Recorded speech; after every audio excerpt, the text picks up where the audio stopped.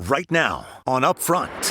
Bombshell announcement. It's become very clear who our nominee is going to be. Once seen as the frontrunner, Mandela Barnes dropping out of the race for governor. He needs to do what he needs to do. The explosive announcement in the ever-growing chaotic Democratic primary race for governor.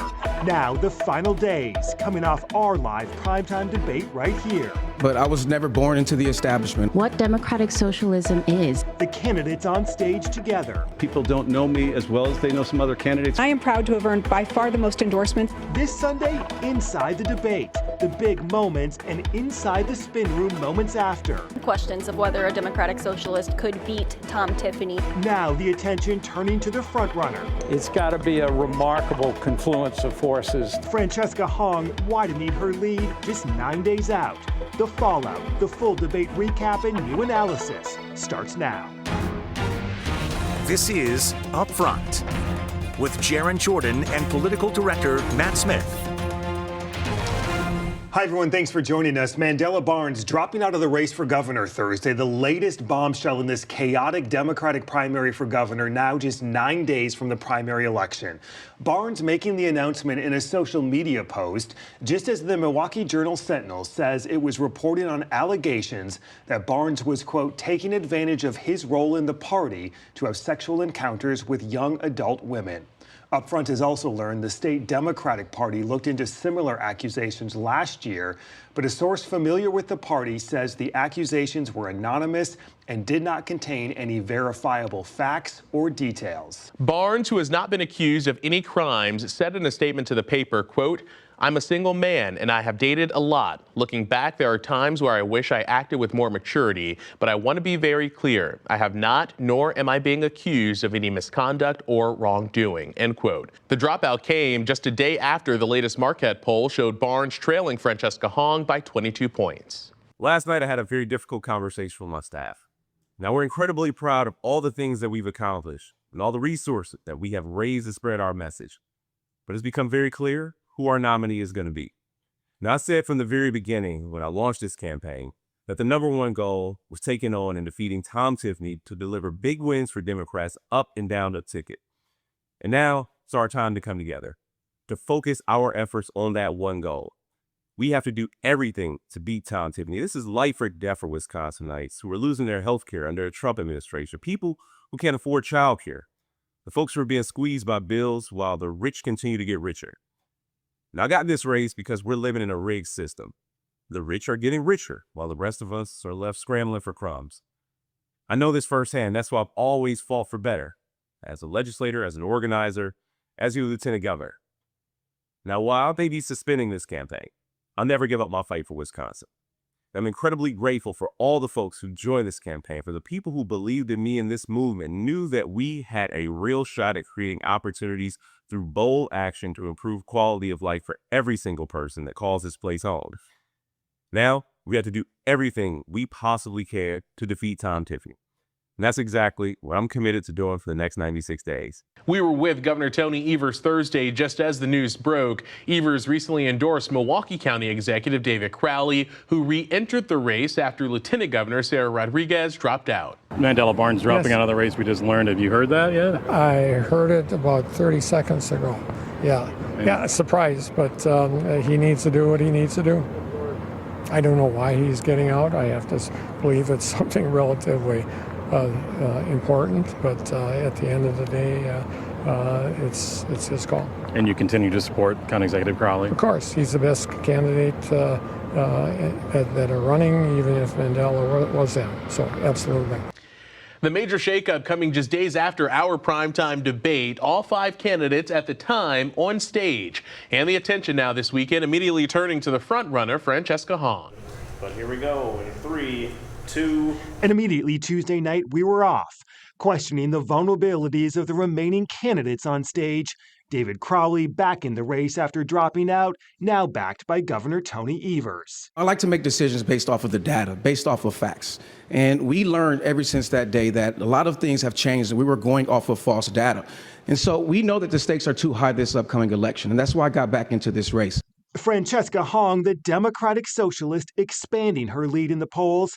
as the Democratic Socialists of America, the DSA, receive growing nationwide attention. Just this weekend, the co-chair of the Democratic Socialists of America, which you are a member, reaffirmed the DSA's position of abolishing the Senate, prisons, and replacing the presidency and the Supreme Court as we know it.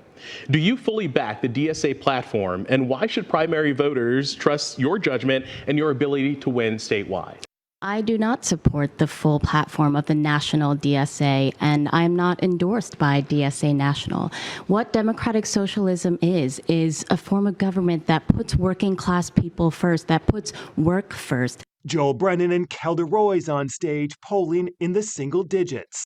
The challenge I have had is that people don't know me as well as they know some other candidates around the state. And so what I have found in recent days is that the disruption, the upheaval, somebody putting their thumb on the scale, it has gotten people much more engaged and much more interested in this race. Voters need to think about not just who can beat Tom Tiffany, although that is important, not just who can deliver a Democratic legislature, although that is vitally important, but who can actually do the job on day one. The spotlight this weekend quickly turning to Hong specifically, the clear frontrunner in the polls, and her position on police funding, previous calls to defund the police, and standing alongside protesters in the wake of the most recent Madison police shooting. You said, quote, "The state-sanctioned violence was an execution." Would you make those immediate declarations as governor, even though an investigation had not yet started? You know, the governor has the largest microphone in the state, and there comes deep responsibility with that. But what we saw in videos and what I had talked to folks who had witnessed that, I think what we saw, it was clearly the type of violence where no one's life should have been taken. My thoughts are with Corey Ruiz and his family, and I hope that the accountability and transparency that both the Governor Evers and I have called for, the independent investigation, the investment in body cameras. We want local governments to be able to invest in public safety, to be serious about public safety, and I plan to be a partner in that. The candidates explaining their proposed policies to tax the rich. Wisconsin already has the second highest top income tax rate in the Midwest at 7.65%. So we want to know what all of you define as rich. Those who are making the $1,000,001. I think that the billion as well, to increase that to 0.9%.